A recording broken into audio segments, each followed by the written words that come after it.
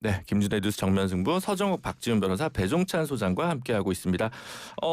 이 얘기도 잠깐 할게요. 지금 국민의힘 지도부가 오늘 이해찬 전 총리 빈소를 방문을 했습니다. 정청래 대표가 장동혁 대표에게 뭐 몸 상태를 묻기도 하고 그래서 모처럼 훈훈했다 이런 얘기도 있고 개혁신당도 이제 방금 다녀갔다고 이야기를 하는데 뭐 이 장면은 좀 어떻게 보셨는지 짧게라도. 뭐 이게 정치 어른이라고 표현하기 좀 그렇지만 아주 오래 한 정치인이기도 하고 뭐 어쩌면 또 이렇게 조문이 생겼을 때 장래가 생겼을 때 약간은 화합의 국면들이 보이거든요. 네.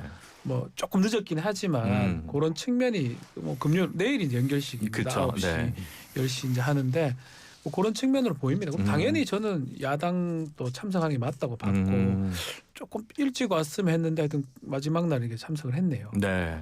뭐 저도 이게 이해찬 총리 공과가는 이제 객관적으로 완전히 뭐 평가를 제대로 해야 되겠지만 네. 그러게 인간적으로 조문하는 게 맞다 이렇게 여러 번 이야기했고 그래서 지도부가 다 간 거예요.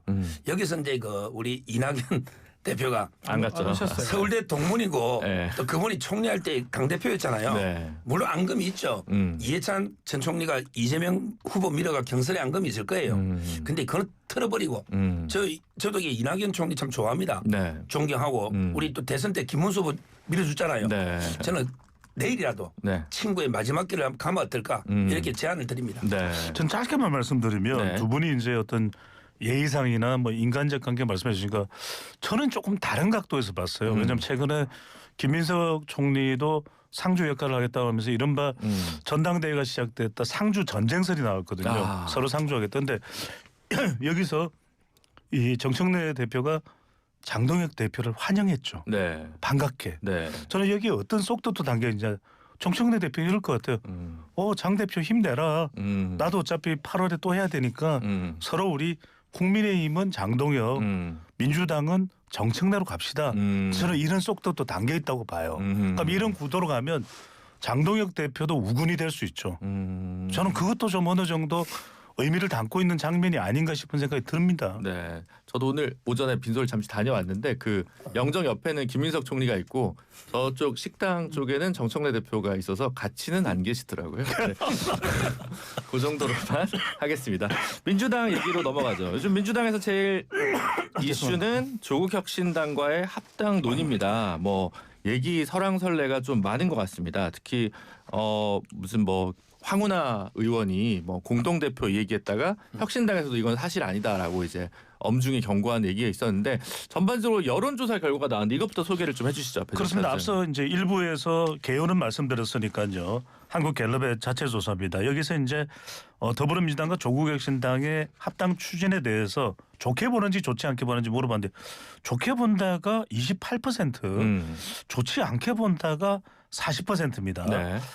유보한 의견이 32%로 나타났는데 민주당 지지층만 놓고 봤을 때는 긍정이 48, 높기는 합니다만 50%를 넘지 못했습니다. 부정이 30, 유보가 22%, 혁신당 지지층에서는 긍정이 41%, 부정이 42%, 유보가 17%로 나타나서 보통 이것도 어떻게 보면 지방선거를 앞에 두고 좀 축제여야 되잖아요. 합당이라는 게. 네. 그리고 환영합니다. 이런 합당은 좀 필요합니다라는 의견이 당내에서 무성해야 되는데 그렇지 않다는 거죠. 그래서 일각에서 이야기는 6월용으로 보면은 기쁜 일인데 네.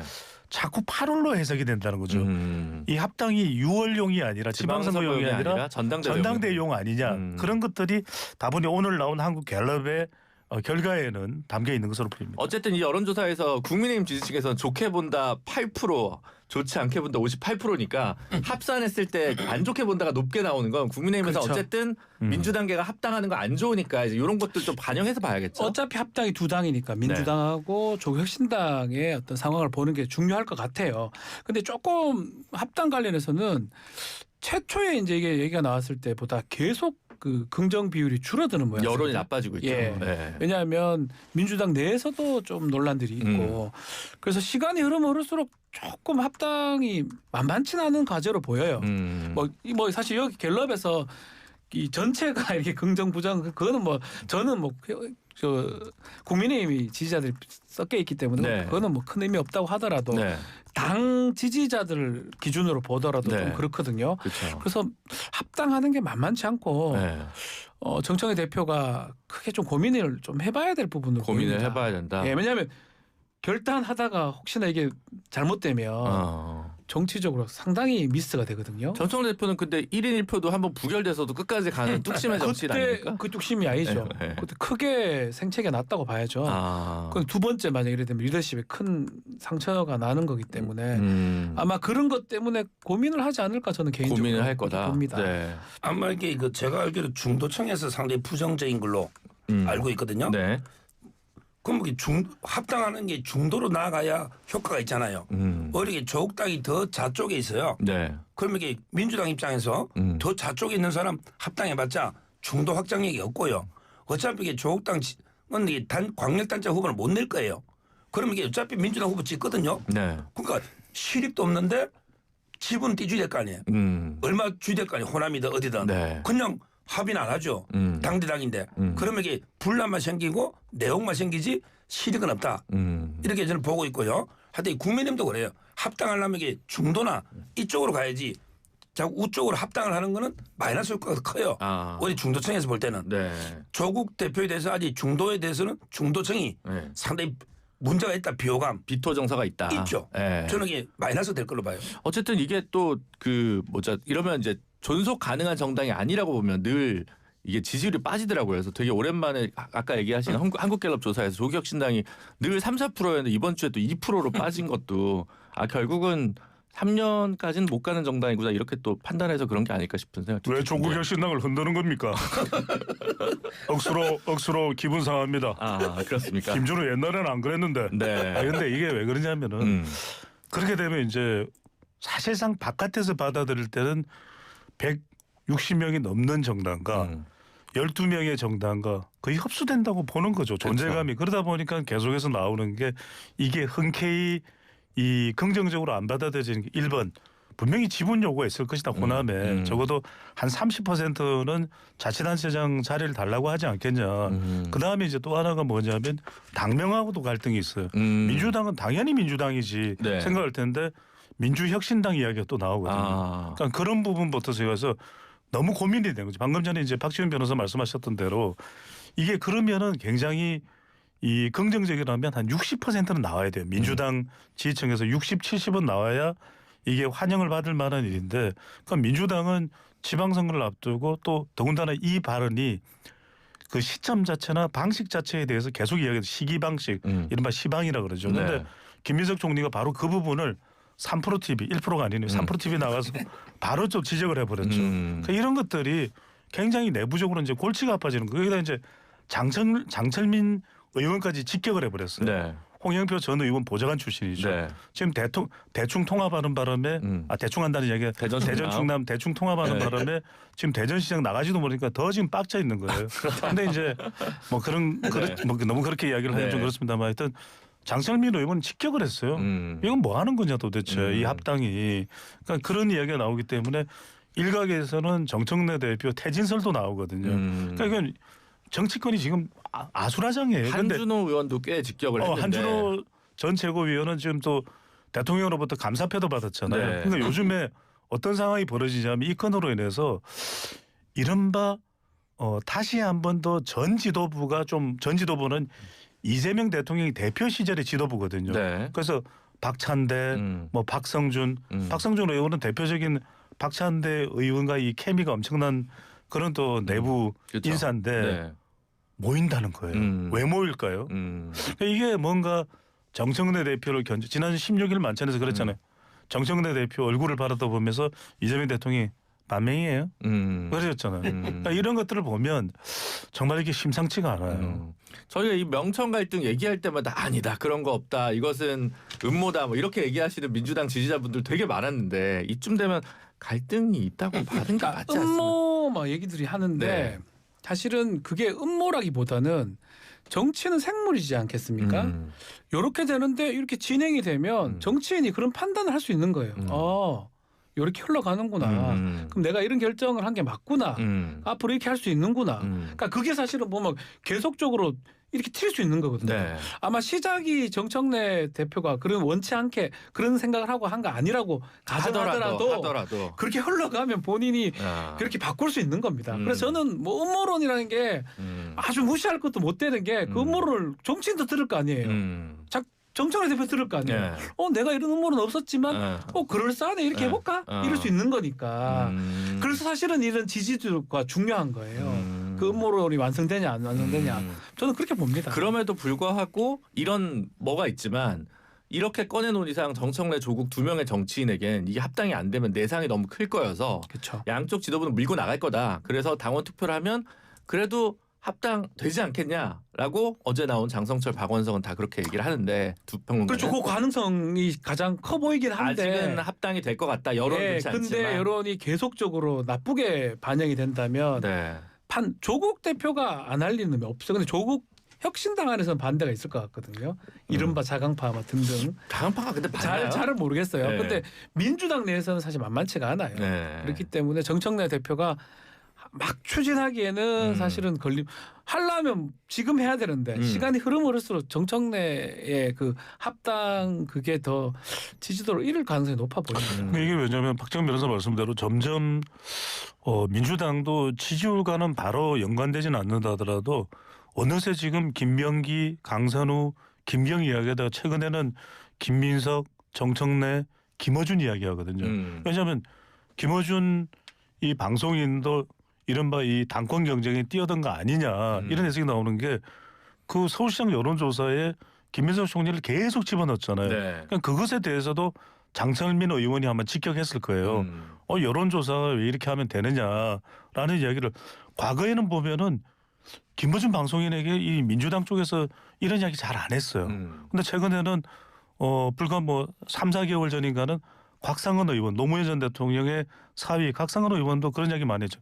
왜 수그려야 되냐 이런 이야기를 많이 했는데 이제는 서슴없이 그런 이야기를 해요.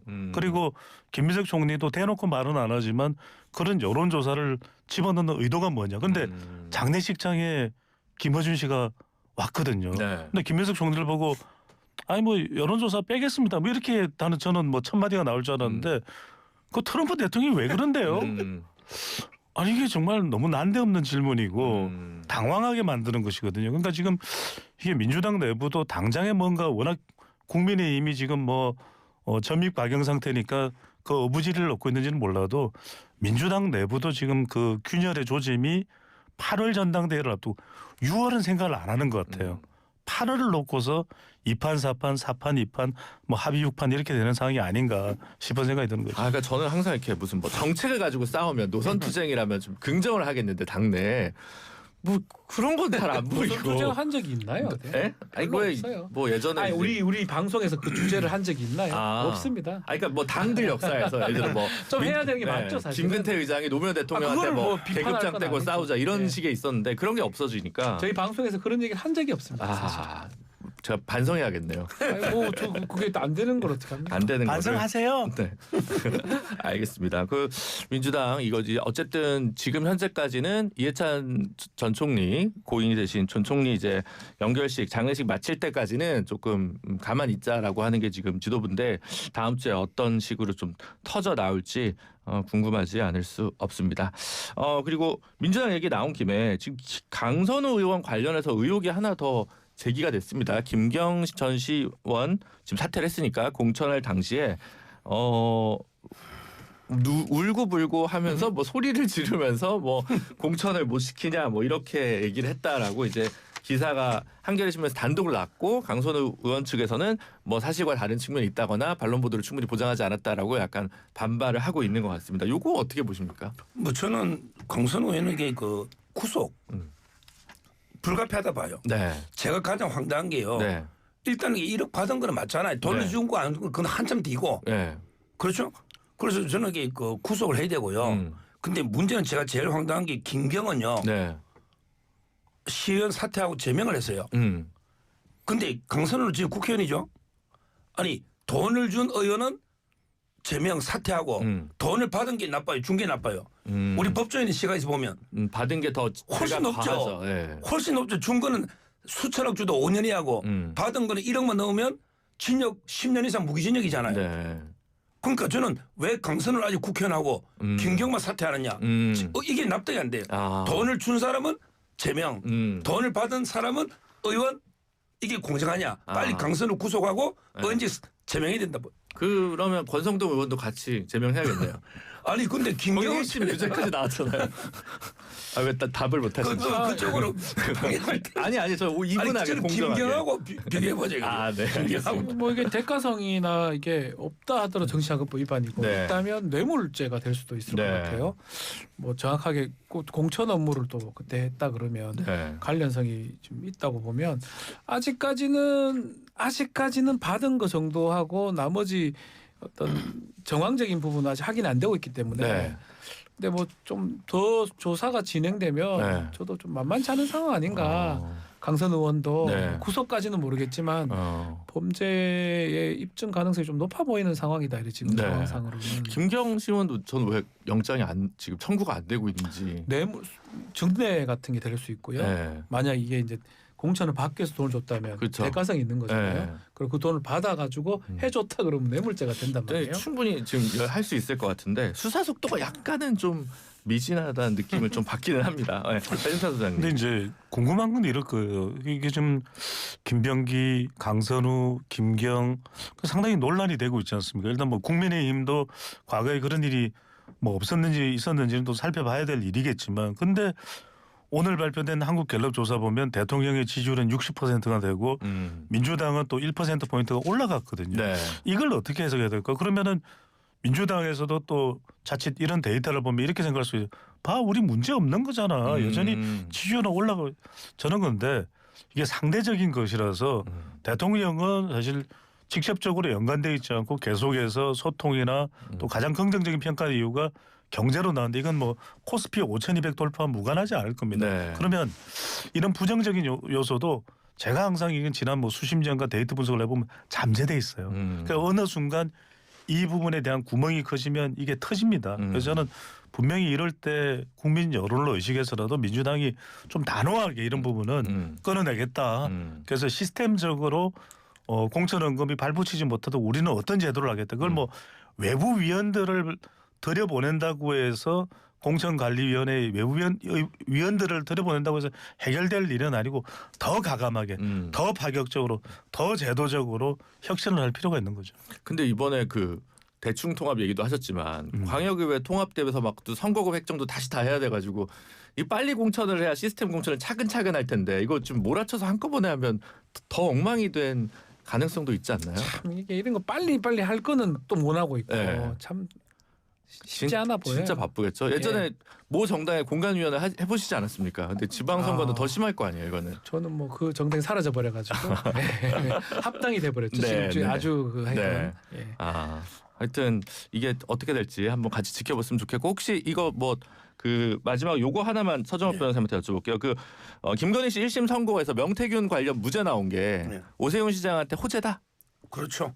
오세훈 시장하고 윤석열 대통령한테도 재판에도 호재다. 근데 조선일보에서는 이렇게 될 거 윤석열 대통령 왜 그때 특검을 무서워했냐. 그래서 자폭해서 계엄까지 했냐라고 신랄하게 비판하던데. 근데 그렇죠. 저는 윤 대통령이 이런 사법리서 명태균이나 네. 도이치나 이것 때문에 계엄한 거 아닙니다. 그것 때문에 계엄한 것이 그거 아니라. 아니에요. 반국가 세력을 쓰는 거 야당의 폐악질. 알겠습니다. 세 분과의 시간을 여기서 마무리하도록 하겠습니다. 세 분도 감사합니다. 고맙습니다. 네, 고맙습니다. 지금까지 서정욱 변호사, 박지훈 변호사 그리고 배종찬 소장이었습니다. 지금